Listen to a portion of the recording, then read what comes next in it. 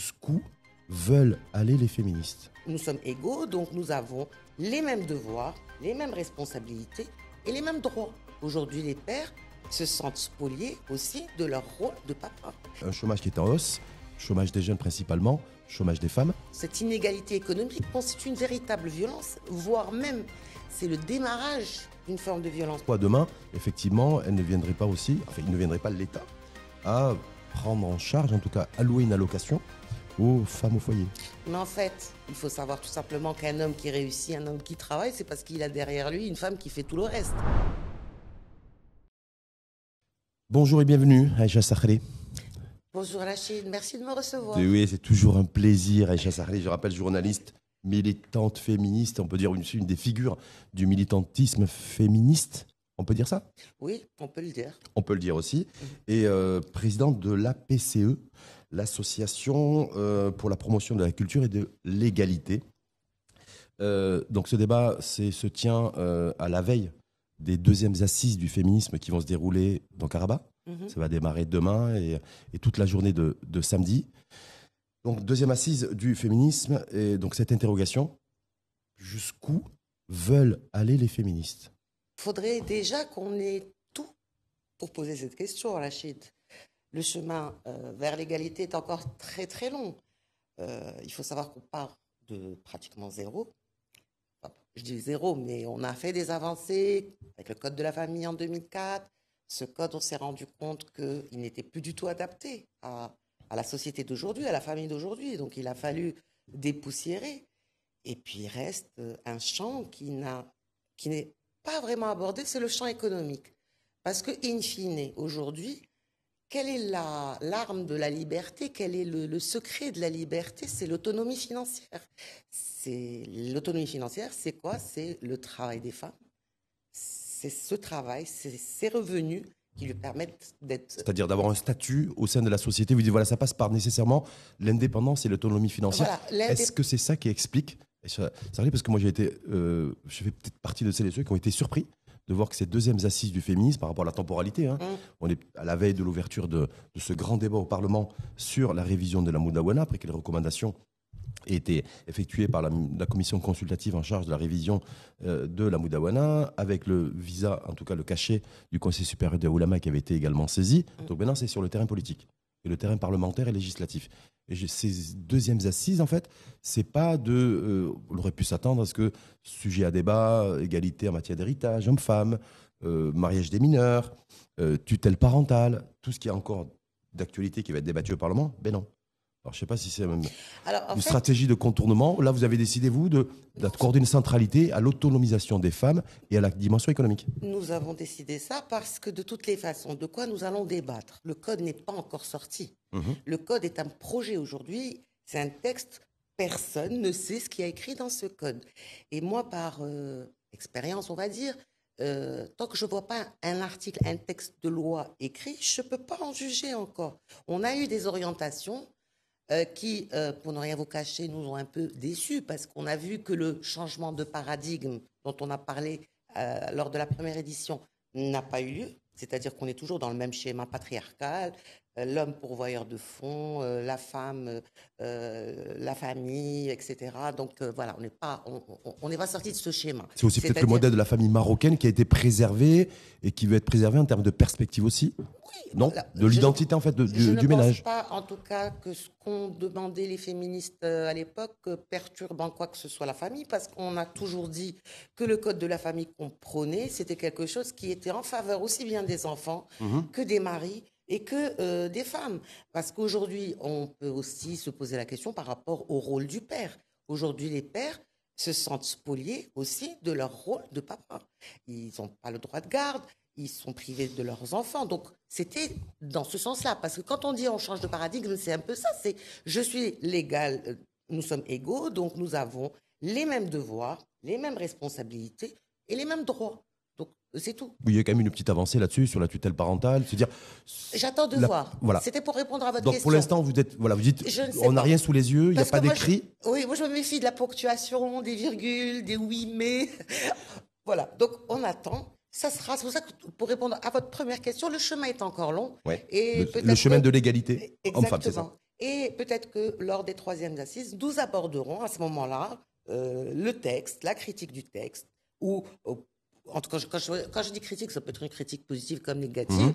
En tout cas, communiquer sur ce texte, parce qu'il va y avoir aussi un effort qu'il va falloir faire en termes de com, d'explication pour des femmes qui ne savent pas du tout de quoi il s'agit. Mais des hommes aussi. Parce que on a vu ce qui s'est passé il y a quelques mois, avec aussi des interprétations sociales qui ont donné lieu à des bagarres idéologiques sur les réseaux sociaux. Oui, voilà. Donc ça, c'est ridicule. On est en train de se battre, de faire des batailles qui reposent absolument sur rien parce que personne n'a la réponse et ça part dans tous les sens. Les hommes, en tout cas, bon, une certaine frange de la population pense qu'on est là pour leur spolier leurs droits ou leur enlever leurs avantages ou c'est pas du tout ça. En tout cas, le choix de la thématique, c'est essentiellement donc centré sur l'inclusion, sur la contribution et le statut des femmes dans la sphère économico-sociétale. Oui, donc c'est ça qui va être débattu. Il y a plusieurs thématiques qui sont prévues. Dans ce sens, vous dites, ce choix-là et cette orientation-là, c'est surtout parce que pour l'instant, on n'a pas d'écrit, on ne sait pas. Donc plutôt que baser un événement sur de l'interprétation ou sur des choses approximatives, vous dites, voilà, nous, on part sur l'autonomisation des femmes et cet enjeu-là d'inclusion économique. Mais c'est lié aussi au Code de la famille. C'est-à-dire cette idée est arrivée aussi parce que, justement, lors de la première édition, Rabia Nasseri, que je salue au passage, avait fait un exposé brillant sur, justement, le problème économique de l'héritage. C'est-à-dire, en fait, en gros, ce Code de la famille, il est construit sur un modèle patriarcal et c'est un modèle qui est basé sur le principe domination-soumission et fait que les femmes vont avoir, elles héritent moins, leur travail est considéré comme un salaire d'appoint, et donc elles n'ont pas une place économique importante. Et donc c'est pour ça qu'elles ne bénéficient pas des droits, des mêmes droits. Donc il faut corriger ça aujourd'hui. Donc en posant le débat sur le terrain économique, d'abord, sachant qu'il y a aussi un enjeu juridique et législatif derrière. Donc, et sachant que l'économique, parce que le titre exact, c'est violence et inégalité économique. Et aujourd'hui, cette inégalité économique constitue une véritable violence, voire même c'est le démarrage d'une forme de violence. Parce qu'une femme qui est démunie, qui n'a pas d'argent, elle est limitée, elle ne s'épanouit pas, elle n'a pas le choix que de subir. Elle est dans la précarité.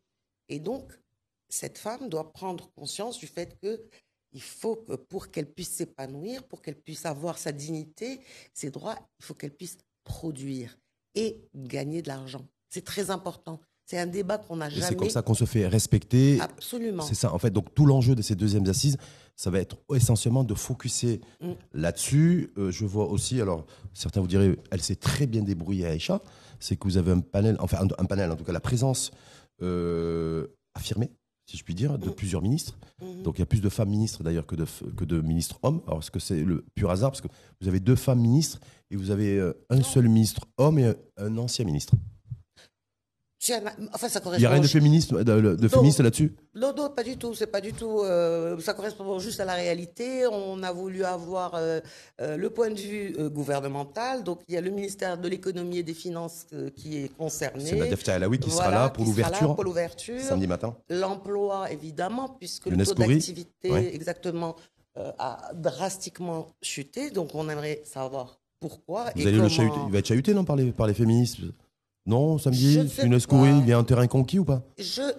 Terrain conquis, non, mais disons qu'il va falloir quand même qu'ils nous disent, qu'ils nous proposent des solutions et qu'on lui pose des questions. En tout cas, c'est l'ouverture de cette deuxième édition des Assises du féminisme sera assurée par Nadiaf Taalaoui, donc ministre de l'économie et des finances, qui est également membre du bureau politique du RNI. Tout à fait. Elle vient plus en tant que membre du gouvernement ou plus en tant que membre du bureau politique du RNI qui dirige l'exécutif?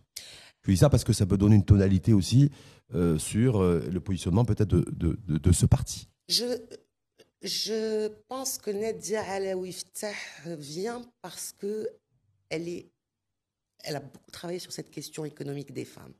Elle a fait un travail remarquable pendant des années. Et c'est un petit peu dans ce sens qu'on l'a invitée, parce qu'elle maîtrise vraiment ce dossier. Elle a beaucoup travaillé, notamment avec les femmes des conseils d'administration pour augmenter le club des administrateurs. Le club des femmes administrateurs, etc. Donc Donc, elle s'est beaucoup investie. Et puis, elle est ministre de l'économie et des finances. Est-ce qu'il faut en déduire c'est une fierté aussi pour nous, les femmes. Aïcha Sarril, quand on voit qu'effectivement, c'est Nadef Alaoui qui va ouvrir cette deuxième édition des assises du féminisme, je vais y arriver.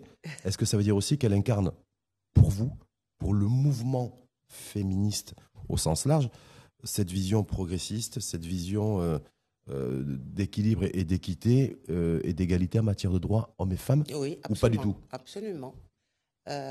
C'est la bonne personne à la bonne place. C'est une femme brillante. C'est une femme qui a fait ses preuves dans l'entreprise privée, dans le gouvernement précédent, enfin, quand elle était en charge du tourisme. C'est une femme compétente.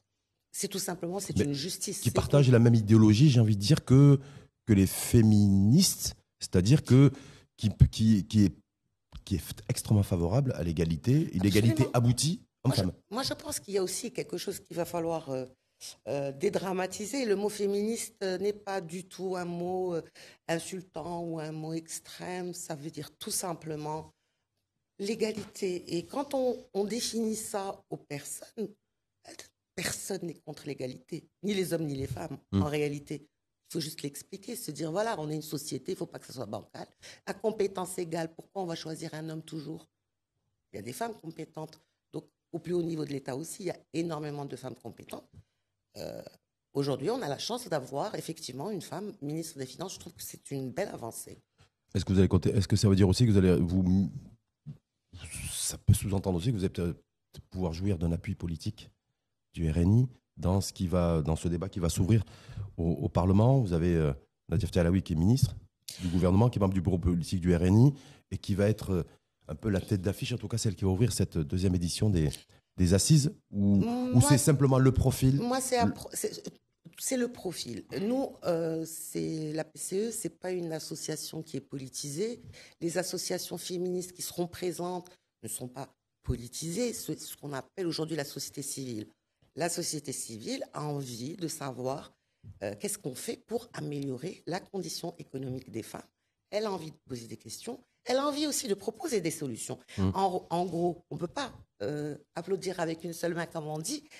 On a besoin d'unir nos forces à tous, c'est-à-dire secteur privé, le gouvernement, la société civile, pour trouver une solution à cette problématique, qui est une problématique qui figure dans l'agenda gouvernemental aujourd'hui. Agenda gouvernemental, mais on l'a bien vu aussi, si on devait faire un point de situation sans être politique, je ne vais pas vous demander de faire un commentaire politique à Aïcha Sarril, mais c'est vrai que le taux d'activité des femmes a baissé antérieurement à 2021 et la mise en place de ce gouvernement, mais bon, il baisse de manière continue depuis plus de 10 ans. Donc, c'est-à-dire aussi, est-ce que peut-être les féministes, et peut-être au-delà, sont aussi en droit peut-être de demander des comptes aussi à ceux qui sont aux responsabilités sur cette question-là? C'est un chômage qui est en hausse, chômage des jeunes principalement, chômage des femmes également, et un taux d'activité des femmes qui ne cesse de régresser et de baisser. Et est-ce que c'est un sujet aussi qui va être abordé durant ces assises? Je crois savoir aussi.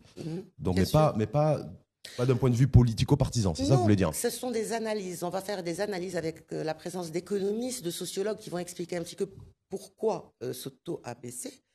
Sachant que dans le monde, c'est pas moi qui le dis, mais dès qu'une crise se profile à l'horizon, en général, c'est les femmes qui en payent le prix. Et les jeunes. Et on a eu une énorme crise qui s'appelle le Covid, avec le confinement, qui a fait perdre aussi des points.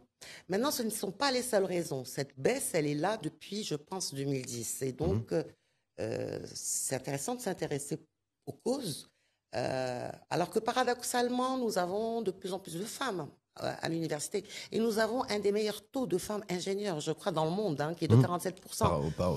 Par rapport au ratio. Donc voilà, qu'est-ce qui se passe? Où elles sont ces femmes? Est-ce qu'elles ont du mal à trouver de l'emploi? Ou est-ce que peut-être qu'elles privilégient encore, parce que nous restons une société traditionnelle pour laquelle le mariage est la pierre angulaire de la famille. Et donc, pour pouvoir se marier, faire des gosses, elles renoncent peut-être à l'emploi. Est-ce que c'est parce que leurs salaires ne sont pas égaux à ceux des hommes ou leurs responsabilités ne sont pas les mêmes? Enfin, est-ce que parce qu'il n'y a pas de crèche ou de problème de garde? Donc, c'est avoir en tout cas des réponses durant ces assises-là. Exactement. Avec les panels qui vont être organisés.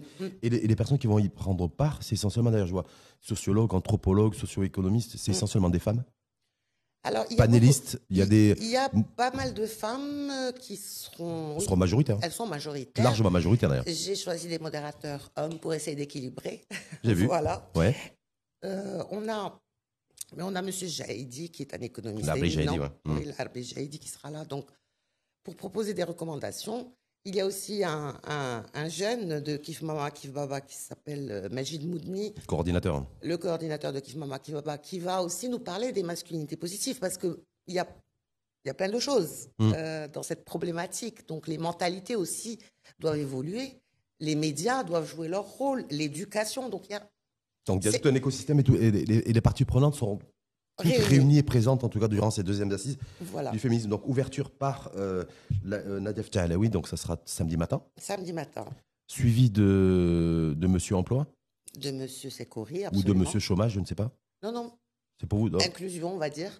Monsieur Inclusion qui sera là, donc qui va décliner aussi certainement, ou redécliner sa nouvelle feuille de route. Absolument. Et on lui posera des questions. L'approche genre n'est pas prévue dans la feuille de route, emploi pour le moment. Donc ça a été, en tout cas tout ce qui a été exprimé là-dessus, l'approche genre, c'est quelque chose qui est aussi une centralité pour le mouvement féministe et pour Aïcha Sarli, parce que je vous connais depuis longtemps.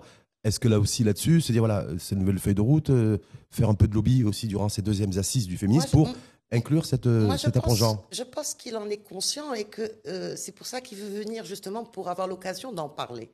Et donc, on aura l'occasion justement de connaître cette feuille de route et de voir quelle est la part.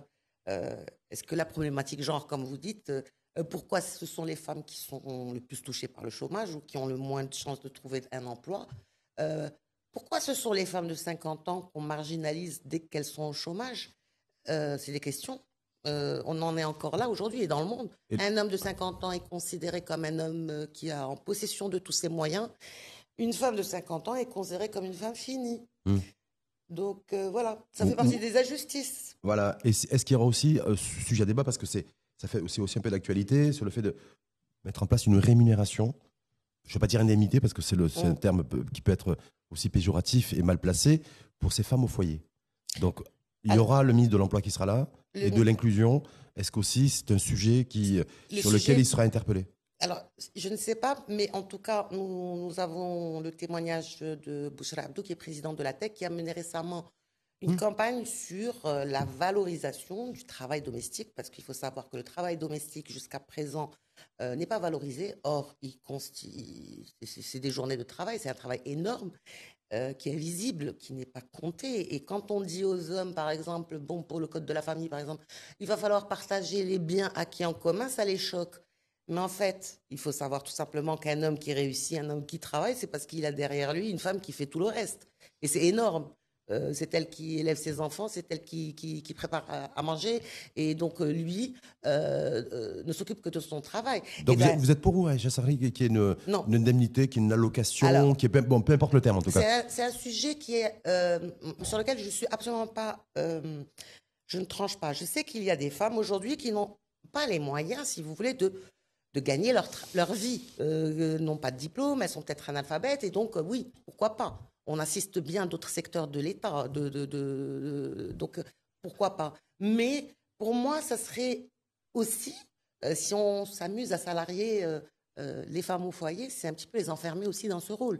Et peut-être que certaines aimeraient avoir le choix de pouvoir travailler ailleurs, pouvoir gagner leur vie différemment. Est-ce qu'il vaut mieux être enfermé, entre guillemets, en étant indemnisé d'ailleurs, à savoir à bénéficier d'une allocation, ou de n'avoir rien du tout? Parce que c'est ça le vrai sujet aussi là-dessus aujourd'hui, où il peut y avoir débat. Certains vont dire, voilà, c'est pour ça que les féministes, on ne sait pas trop jusqu'où elles veulent aller, où elles peuvent aller aussi. C'est-à-dire, voilà, aujourd'hui, l'État subventionne beaucoup de choses, hein. La farine blanche, la bouteille du gaz butane, de l'investissement, de l'emploi. Donc pourquoi demain, effectivement, il ne viendrait pas l'État à prendre en charge, en tout cas allouer une allocation aux femmes au foyer? Cette allocation sera d'un montant de combien, Rachida? Est-ce que vous croyez qu'elle va correspondre au travail qui est fait par ces femmes au foyer? Moi, je n'y crois pas vraiment. Et pour moi, ce n'est pas la seule chose que peut faire l'État. L'État a énormément de leviers sur lesquels il peut agir. Il y a l'emploi, favoriser aussi les crèches pour pouvoir, pour que les femmes actives... C'est prévu, là. Il y a une Mescouli, on a parlé dernièrement. Mais on demande à voir. Donc pour l'instant, il n'y en a pas, des pouponnières, mais aussi que les femmes puissent confier en toute sécurité leurs enfants, parce que ça aussi c'est une donnée importante. Le congé paternité pour les hommes, parce que... C'était aussi ambiant il y a quelques temps, et après c'est... Bon, moi je dis ça pourquoi? Parce qu'aujourd'hui vous avez une nouvelle génération aussi de pères qui ne veulent pas être privés de ce rôle de père, qui ont envie de s'occuper de leurs gosses. Alors au nom de quoi on charge les hommes? On leur dit... cet exemple un homme qui vient dans son travail, il dit ma femme est enceinte, je vais avoir un enfant, on l'augmente, on lui donne une responsabilité, il va avoir beaucoup de charges maintenant. Une femme qui dit je suis enceinte, on se dit oh mince, elle va encore partir en congé de maternité, on ne peut plus compter sur elle, de toute façon c'est fini quoi. Donc mal perçu avec un regard négatif. Voilà, et donc ce sont des mentalités qu'il va falloir changer. Des mentalités qui ont du mal à progresser, à avancer, mais partout dans le monde. Absolument. Est-ce que ces deuxièmes assises aussi du féminisme, c'est aussi, parce que je rappelle également que vous avez une troisième ministre, Naïma Ben Yahia, qui est ministre en charge de la solidarité, de l'insertion sociale et de la famille, qui sera également présente, donc elle pour la clôture, donc ouverture, lancement avec Nadia Ftia Alaoui, RNiste, membre du gouvernement, et fermeture, clôture, avec Naïma Ben Yahia. Est-ce que du coup, c'est aussi se dire, on ouvre avec un membre du gouvernement, on ferme avec un membre du gouvernement. Entre les deux, j'ai Younes Khoury, et vous avez également d'ailleurs un ancien ministre, Chakib Ben Moussa. Absolument. Pour l'aspect chiffres. Data. Oui, exactement. Data données. Du Haut-Commissariat qui sont la source la plus fiable. Pour revenir à Naïma Ben Yahia, qui est une femme extraordinaire, que j'ai été voir et qui a tout de suite soutenu le projet des assises. Je lui ai proposé la clôture parce que, pour moi, c'est un petit peu le ministère qui va consolider tout ça. C'est le ministère de la Famille. Maintenant, je ne sais pas si elle sera là. Ah. Voilà, donc il y a un souci de confirmation, donc elle a un agenda qui a changé, donc peut-être qu'elle nous rejoindra à un autre moment, donc voilà. On en saura plus samedi. En tout cas, Chakib Ben Moussa lui a confirmé, le nouveau patron du Haut Commissariat au Plan, nouveau ex-président. Les trois autres, donc pour répondre à vos questions, j'ai 2 hommes et une femme. Ouais, donc voilà. De sûr pour l'instant. De sûr pour l'instant. Donc Naïma Ben Yahia, c'est un point d'interrogation. Oui, mais c'est par souci d'emploi du temps. Mais voilà, elle a promis d'essayer de le faire choix du son timing. possible. Aïcha Sarli. Les premières assises, c'était en plein débat, code de la famille. Donc avec les prises d'opposition des uns et des autres, le moderniste, progressiste, et puis surtout le corps silencieux.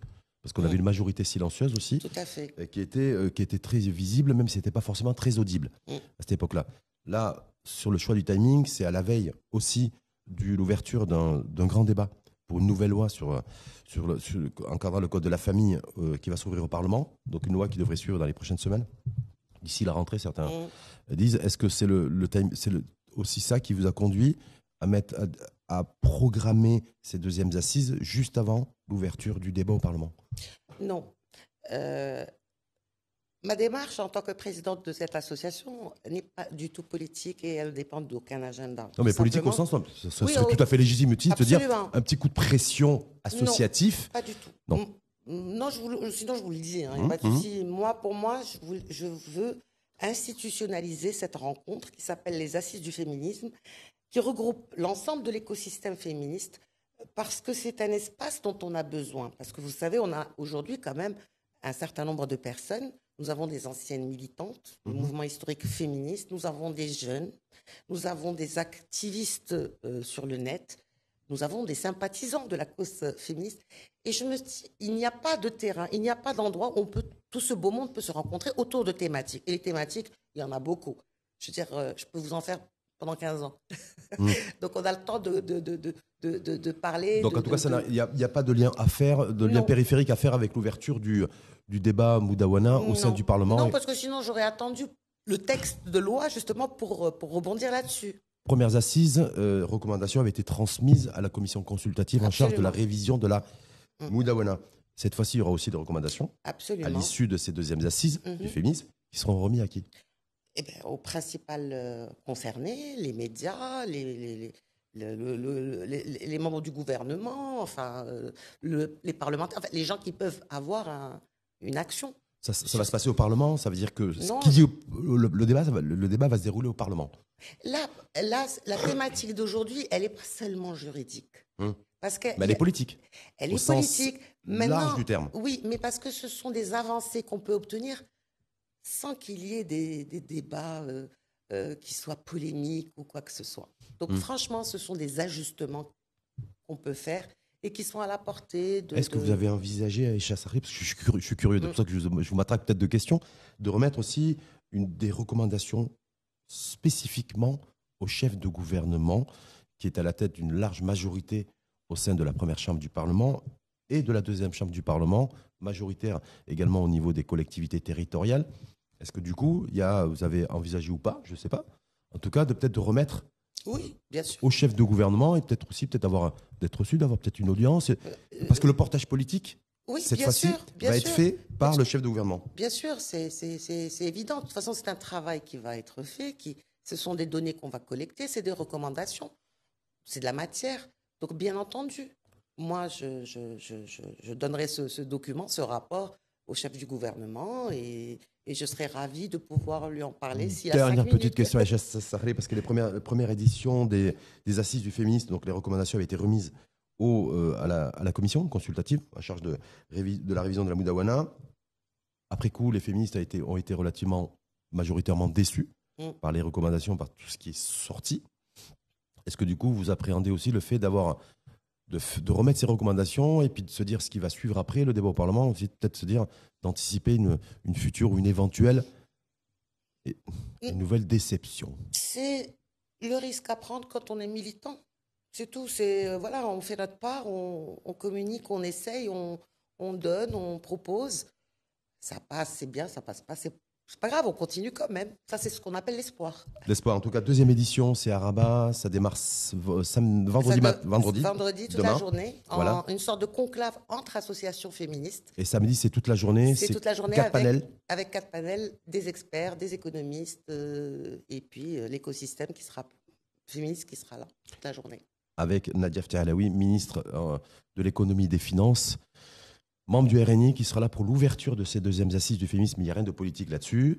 Et la clôture qui devrait, vous attendez confirmation, être assurée par Naïma Benihia, ministre en charge de la solidarité, de l'intégration sociale et de la famille. Et puis, entre les deux, vous avez quand même réussi à caler 2 hommes. Hein.